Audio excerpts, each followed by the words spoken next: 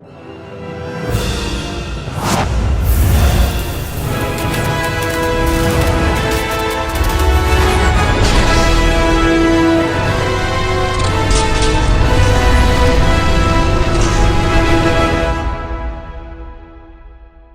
going on, everybody? Welcome back to another video, and in today's video we're going to be talking about the sequel to Jedi Fallen Order, Star Wars Jedi Survivor. Yes, the time has come. After a few years since the last game, we are finally getting the newest installment into the current Jedi series, this time around called Jedi Survivor. And I'll start this off by saying that I know I don't cover a lot of video games here on the channel, but of course you guys know Star Wars is my favorite thing of all time. Not just the movies, but the books, the comics, the TV shows, the video games.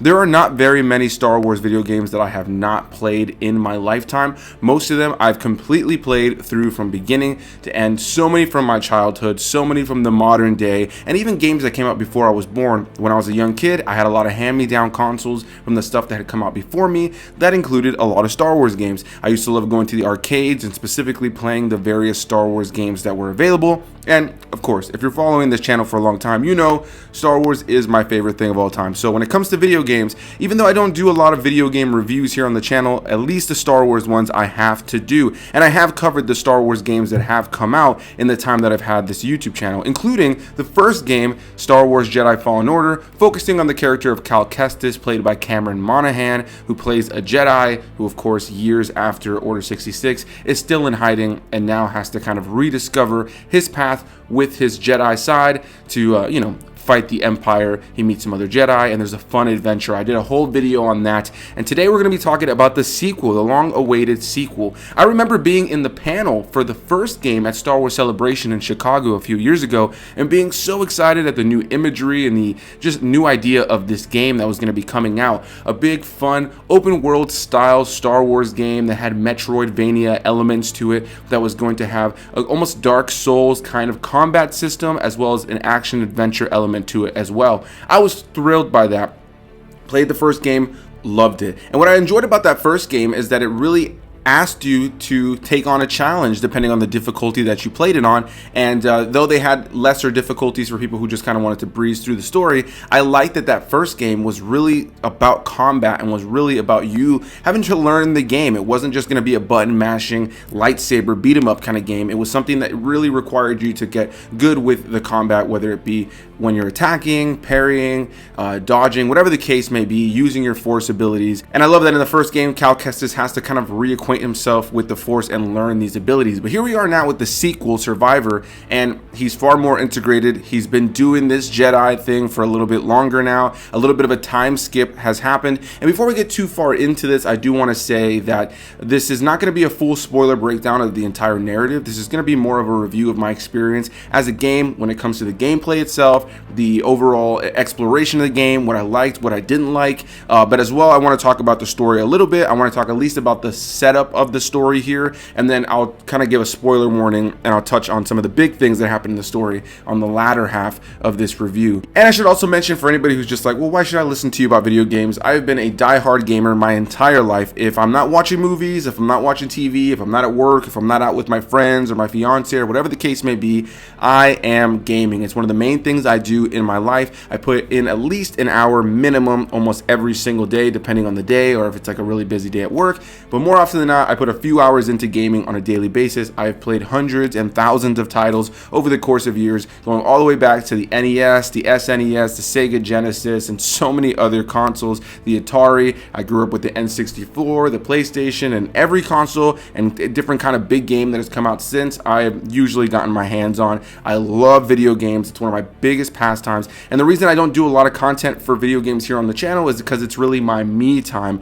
I don't really ever do a lot of streaming. I've done a couple of video game videos here, but I always find that I kind of have to require myself to be on while I'm playing, whereas more often than not when I'm sitting here playing, I'm pretty silent, I'm really focused, and I just kind of have fun shutting my brain off and playing games. So I don't usually do a lot of gaming content here on the channel for that reason, but today I definitely had to talk about Jedi Survivor. The game came out on April 28th after a brief delay. It was supposed to come out about a month and some change earlier, and of course it's come out a couple of years after the release of the first game. And similar to the first game, this game is directed by Stig Asmussen, who's obviously worked on things like the God of War War franchise, and overall is just a great director for these two games. And when we start off the story here, Cal Kestis, once again played by Cameron Monaghan, has separated from the crew. There's a little bit of a time skip. He's doing his own thing. He's out there with a new crew of people doing different things to try to stop the Empire and kind of build their little crew of people to build resources against the Empire. But him and the rest of his crew from the first game, people like Seer, as well as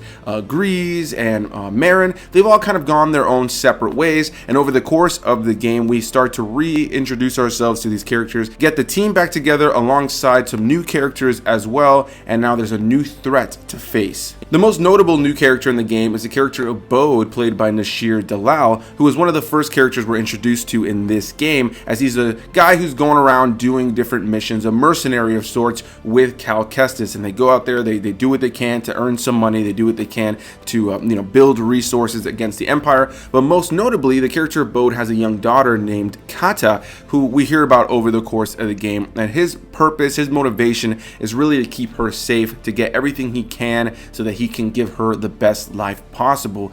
And unfortunately, after majority of their crew is killed, Cal Kestis ends up reaching out trying to look for the other bits of his crew from the previous game, and that's when we come to a planet created for this game known as Kobo, and we go to a place called Pyloon Saloon that you'll spend a lot of time at in this game, and we're reintroduced to the character of Grease, once again played by Daniel Roebuck, who I think brings a lot more to the character in this game. He was comedic relief, he was a fun fatherly figure, almost like a fun uncle in the first game, and while that still translates over into this game, what I really enjoyed about his performance here is he's a far more emotional character after the events of the first game, and specifically after some of the big things that we'll talk about in the spoiler section of this review later on. Really enjoyed seeing Grease once again. I enjoyed the time spent with him a lot more in this game. And of course, along the way, we get reintroduced to characters like Seer Junda, the Jedi who took Cal under her wing in the last game, played by Debra Wilson once again, as well as Marin, played by Tina Ivlev, who's a Night Sister from Dathomir. It was really great to see her character reintroduced here and the time spent with her and Cal once again. And it was nice to have the crew from the original game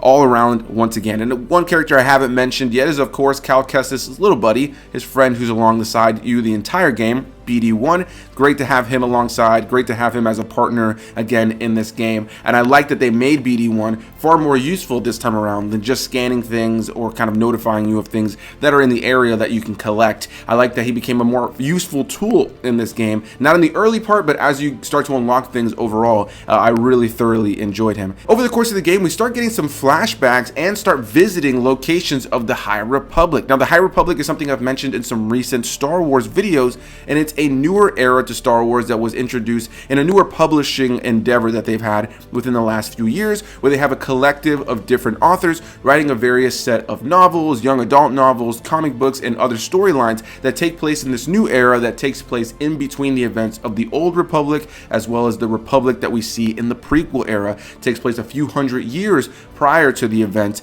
of the prequel era, and so there's been so many great stories in this era. The Jedi are wearing different attire, they're far more adventurers. The Jedi are not really dealing with the Sith, they're dealing with a threat known as the Nile. The Sith have kind of been eradicated at this point, so they're kind of not really facing huge threats, which ends up making the Jedi of this time a little bit more naive than they should be, and of course sets the path for the Jedi that we'd see hundreds of years later. But yeah, the High Republic is something we're starting to dive into more. The new Young Jedi Adventures TV show that came out for preschoolers or for younger kids actually touches on the High Republic, takes place in that time frame. We have the upcoming show The Acolyte that's going to take place during the High Republic. We also have another video game coming out called Star Wars Eclipse that will also take place during the High Republic, and so now we have this game integrating the High Republic. This game takes place in between the events of Revenge of the Sith and A New Hope, so of course this is far into the future after the High Republic, but we do go to locations on Kobo that are of the High Republic era, and we start to see flashbacks and characters of this era. That's when we're introduced to the character of Dagan Gera, who's played by Cody Fern, and I think he gave a really great performance here. And one thing I really love about all of these performances here is that motion capture, of course, has been being used for movies and video games for many years, but with where graphics are these days, it's absolutely incredible to just see how well translated so many of these actors' faces are to the video game. So it's like, in a lot of ways, when you're watching these cutscenes, like you're watching a movie, and like you're, actually playing out the TV show in the movie yourself. The graphics are incredible. So it was great to see all these actors' faces, when you look them up on IMDb, being exactly what they are in the game, allowing this to really feel like a cinematic experience. But yeah, we're introduced to Dagan Gera, and he is a Jedi of the High Republic era who was betrayed. There was a whole thing that happened with this Jedi of the past known as Santari Kree, played by Tracy Ifichor, I believe is how you pronounce her name. And as you're roaming around through the story, you actually eventually come across Dagan Gera years and years and years after the High Republic, as he was actually being held in stasis in a Bacta tank, and you end up releasing him, learning that he is no longer a Jedi, who's now turned to the dark side, is now a Sith, has left the Jedi behind, has chosen to betray you, and now he's learning that the Jedi Order has been destroyed, of course, because we know that happened with Order 66, and he uses this to his advantage to try to gain control of something known as the Compass, so that he can make his way to a planet known as Tanalorr that is hard to navigate towards, and if you can get there, it could be a safe haven for whoever ends up getting there. And I really enjoyed this character of Dagan Gera. He's a big bad. He's got other villains that work alongside him, these Bedlam Raiders that are all over Kobo, that utilize different droids from the Clone Wars era, as well as a Gendai character known as Ravis, which I love seeing the character be a Gendai in this game, specifically because we don't see a lot of those in Star Wars movies, in TV shows, and even in video games. And the last big one that we saw was the character of Dirge, which can be seen in the original Clone Wars animated series that went to Cartoon Network before the 3D animated one that we all know and love these days. Yeah, it's really awesome to have seen all the various species that they brought into this game, and overall just on Kobo in general, that planet, it's like one of the main hubs that you'll spend majority of your time on in this game. I love spending time with a lot of the characters that you get to know over the course of time in Pyloon Saloon, which is a cantina that is created by Grease, where you'll end up meeting characters like Turgle and Cage and so many others. And what's really great about this hub is that while there's things that you can collect and there's some gameplay elements to it that you can put towards getting your achievements and your trophies and whatever you need, I really enjoyed that every time you did something in the game or you were doing stuff in the story and you came back to this cantina and you started talking to the various patrons that would appear over the course of time and the people you'd find out in the world that you would bring into the saloon, I really enjoyed that every time you spoke to them,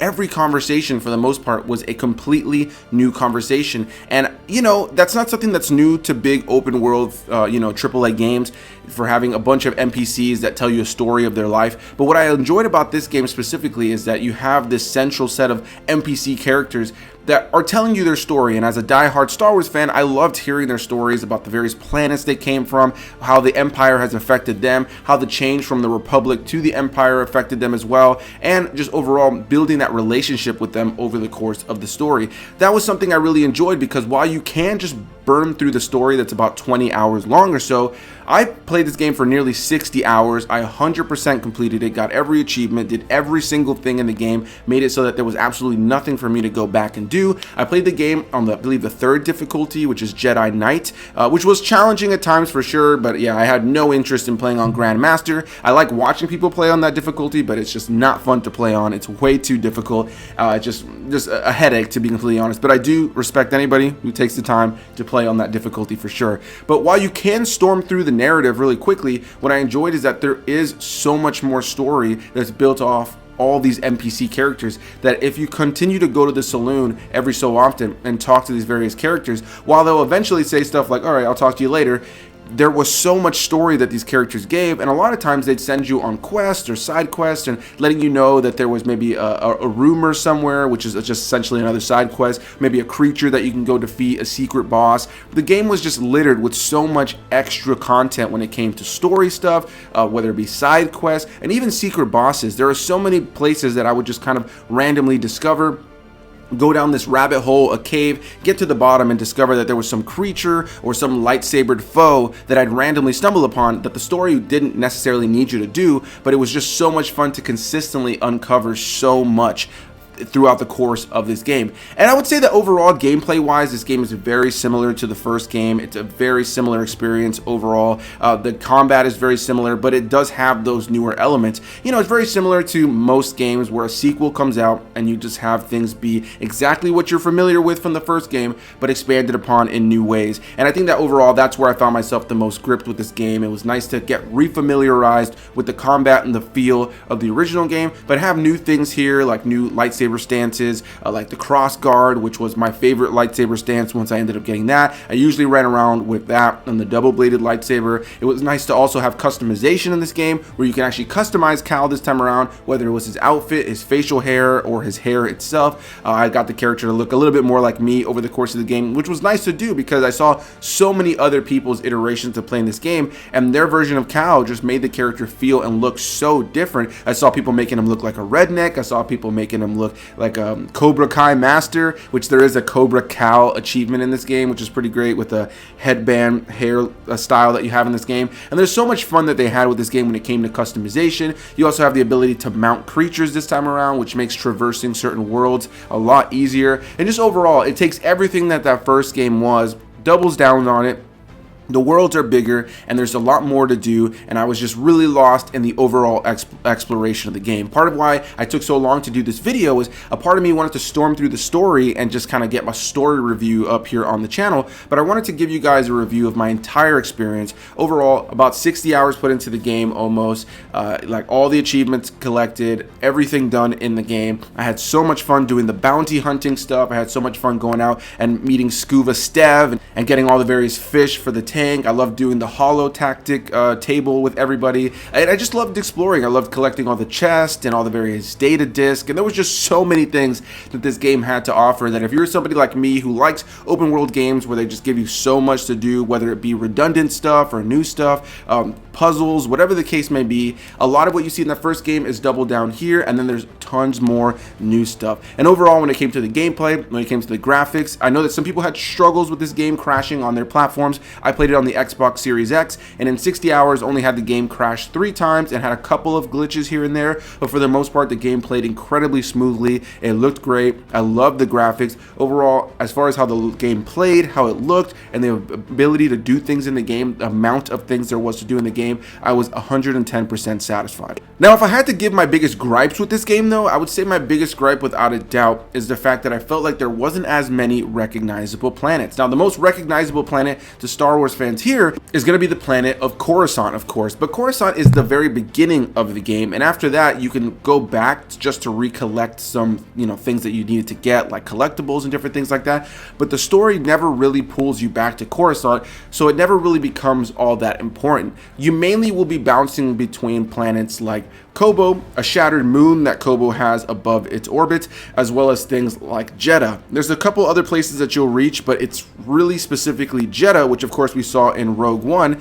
as well as Kobo, which was created for this game. And Coruscant is there, but there aren't as many recognizable planets. Whereas in the first game, you do go to places like Kashyyyk or even Dathomir, where these are planets that we've seen in the movies and in the TV shows, but now you get to actually go and explore on foot. And of course, we've gone to Kashyyyk in various Star Wars games at this point, but I remember Dathomir was a really awesome one because outside of the Clone Wars, we really haven't had a lot of on-screen time with Dathomir, so the ability to traverse that world on your own was so exciting. And so now all this time later, to be able to have this new game, I was hoping that at times we would have been able to go to some planets that we're familiar with, where you have that ability to explore a planet that you know and love from various other Star Wars mediums. Again, you do have Coruscant and you do have Jeddah, and I love those planets. I just wish that there was at least 1 or 2 more planets in the game overall, and I do wish that they were more notable planets. I believe in the first one you even go to Ilum, which is a huge planet from the Clone Wars that of course we know later on becomes Starkiller Base,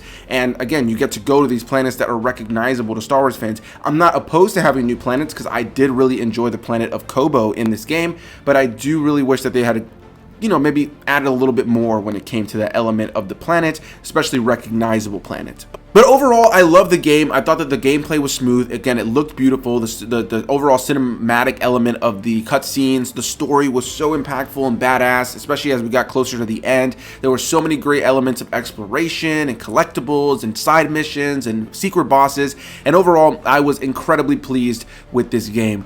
And now is where I'm going to go ahead and switch over to the spoiler section. I want to touch on just a few things. This is going to be a full spoiler breakdown of everything that happens in the game. This will probably be the shortest part of the video, but I wanted to touch on some great spoilers that are part of the story that I was really excited to see, or things that really shook me as we got further into the game. So that is your spoiler warning. So in the first game, we learned that BD1, the cute little droid that's hanging around with you and Cal Kestis throughout the course of the game, actually had an old Jedi Master known as Eno Cordova, played by Tony Amendola. And this is a character who sent BD1 to find another Jedi to kind of continue on his work, and you're believing that Eno Cordova is dead the entire time, because we also learned that he was the master to Cere Junda, who ends up taking Cal under her wing in the first game. And so in this game, when we actually go to Jeddah in search of Cere Junda, we end up being reintroduced not only to her but also to Marin, which was great to see. But on top of that, we get the nice surprise that Eno Cordova was actually alive, and you were introduced to him as well, who's been with Cere in between the time skips. So it was great to see his character. It was great that he had a bigger role in this game. It is a shame that he did end up getting killed in this game, which I kind of saw coming, but I enjoyed that he actually had some physical time in this game to really expand upon the story and kind of help Cal and Cere throughout the course of the story. And without a doubt, I think the biggest twist for me in this game was learning that Bode, your best friend, Cal's best friend throughout the course of the game, who you have done tons of missions with and side quests, so you can touch on so much supplementary conversations with, just optional conversations with, somebody who will fight alongside you in the game, because this game does have a companion system when it comes to certain planets and fighting. You find out that he is actually a survivor as well, a Jedi survivor who escaped and has turned to the dark side and is working with the Empire to actually save his daughter Kata. So it turns out that he's been playing your main character Cal the entire time. So when you go to fight Dagan Gera with Bode, you defeat this character, and I remember thinking to myself, man, it feels like the end of this game came pretty quickly, because I thought Dagan Gera was the big main bad of this game, but it turns out it was Bode all along, who ends up stealing the compass that you went to go fight Dagan Gera for to get to the planet of Tanalorr. And yeah, it turns out that he is the bad guy, and now you have to fight him a couple of times over the course of the game. It was pretty emotional for me when I got to that part of this game, because I really enjoyed the character of Bode. I was really bummed to find out that he was actually the big bad, but it was a twist I didn't see coming. And the most heart-wrenching part of it is that right after he chooses to do this, right after you find out that he has betrayed you, he actually sold you and all the other characters out to the Empire as far as where you guys are hiding, where their secret base is, and the Empire ends up coming down on the archive that Cere Junda and Eno Cordova had been building on Jeddah, this Jedi archive that they had been building.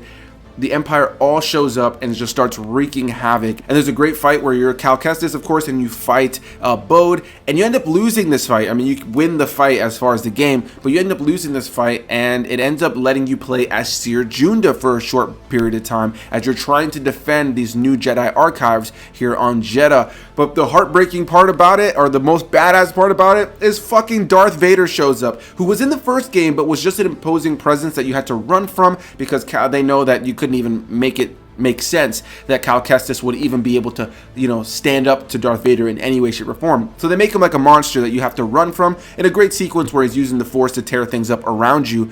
But in this game, you actually get to fight Vader as Cere Junda, and it is easily, for me personally, one of the hardest fights in the whole game. There were some really hard fights in the game, like fighting the character of Ravis. I thought he was pretty challenging. Even the final fight with Bode, a lot of the secret bosses were really difficult as well. But Vader, maybe I was just intimidated by him, but he was one of the hardest fights in the game for me. You got to fight him as the character of Cere Junda, which unfortunately ends in the death of Cere Junda. So Bode turning on Cal and the rest of the crew just for his daughter ends up killing everybody that we really know and love in this series for the most part. And this is where the story gets really emotional, as we see Marin and Grease are heartbroken, as well as Cal Kestis, as they find that Cere has been killed by the Empire. They don't know it's Vader specifically, but they know that she's been killed by the Empire, of course, because of Bode's betrayal. And so this really sets the story in a different direction. You have Cal kind of starting to tap into the dark side over the course of the game. There's definitely an element of him having to embrace the darkness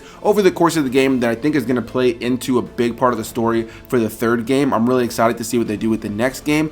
But yeah, you end up having to go and fight Bode. It's a big epic finale. I really enjoyed the emotional core there, where Cal has to kind of decide to make very Jedi decisions over making very dark side decisions. And overall, really thoroughly enjoyed that twist. I really enjoyed seeing that character come in, Vader, and I really enjoyed just being able to play as Seer. All of that was so cinematic. It was really sad to see Seer die. As soon as I saw Vader show up and I knew we were going to fight him, I just know, because of the fact that you have a character like Vader, who of course lives on for decades after this, that Seer's not going to kill him, and so she's either going to defeat him and kind of get away, or she's going to die. And unfortunately, it was her death that ended up happening. I really enjoyed Debra Wilson in this game once again as Seer. I wish that Seer had been a bigger part of this game, if I'm completely honest. She's present, but she spends most of her time on Jedha. So there's not really a lot of screen time with her. There's not a whole lot of adventuring with her like there was in the first game. But I did thoroughly enjoy her presence here. I really enjoyed the fight between her and Vader, and specifically the cinematics, because the gameplay is fun. It's enticing. It can be challenging at times. But what I really enjoyed about this game were those cinematics that just brought you completely into the fold. And I love how seamlessly the cinematics blend from the gameplay to the cinematics. The graphics, the look, the feel, it was amazing. I hardly had any load times or anything that ever really lagged or glitched. Again, I played it on the Xbox Series X, and I had a great experience with this game overall. I love the visuals, I love the cinematics, and I love the story. And one other little spoiler is, in case you've made it this far and you don't care about spoilers, or you've also played through the game, I love that Boba Fett shows up in here as well, played by Tamora Morrison, of course, who plays Boba Fett, the clones in the movies and all that jazz. And it was great to see Boba Fett appear. He appears at the very end of the storyline surrounding the bounties that you get from the character of Cage. You end up fighting Cage at the very end, and then Boba shows up, which I thought was really awesome. I'm glad to have seen Boba Fett at the very end of this game. You actually don't fight Boba Fett. He is almost going to fight you for a moment, and he tells you, like, if you wanted you dead, that you'd be dead already. He definitely does his imposing Boba Fett thing, but you and him choose to kind of just go separate ways. So it's just a nice, fun cameo, which I thought was pretty cool. And that's going to be my thoughts on this game. Thanks so much for watching, guys. If you enjoyed this video, please hit that like button. It really helps the channel out. And leave your comments down below. Have you played this game? Have you not played this game? Are you enticed to play this game? Whatever the case may be, I highly recommend playing both Jedi Fallen Order and Jedi Survivor. I like that this game's title had multiple meanings. The first one, Fallen Order, it's about the Order falling, of course, the Jedi Order falling. But in the case of this one, you would assume that it's Cal Kestis that is the survivor. But everybody's a survivor in this game. And I think most notably, the big surprise for me of Bode actually being a survivor, he does say that as well. He's like, you're not the only one who survived, right before he sparks his red lightsaber. The idea that the survivor in a lot of ways was Bode, a character that was brand new that I saw in the trailers, and I thought, oh, okay, who's this guy? Who really grew on me over the course of the story and the various gameplay time that you're playing with him, where the characters are talking to one another. And then you get to this big reveal that he ends up being a bad guy, and he was working with an ulterior motive the whole time. And it completely changed my outlook on the game moving forward. And overall, I had a blast with the game. I really gotta give kudos to the creators of this game. Again, it's a shame that some people on certain platforms are having a hard time with bugs and different things like that unfortunately just come with modern day tech and where we are with modern day gaming. You never know if something's going to be buggy or crashy, but I know they're working on a bunch of patches. They've already released some, and I'm sure there'll be more over the course of time to help those various platforms play the game as smoothly as possible. But as far as my personal experience, I had a blast. I was engrossed in the world. I got everything and anything I could have done in the game, and I'm excited for the next Star Wars game to come out. So big thanks to you guys for watching, and I'll see you beautiful people in the next one. May the Force be with you.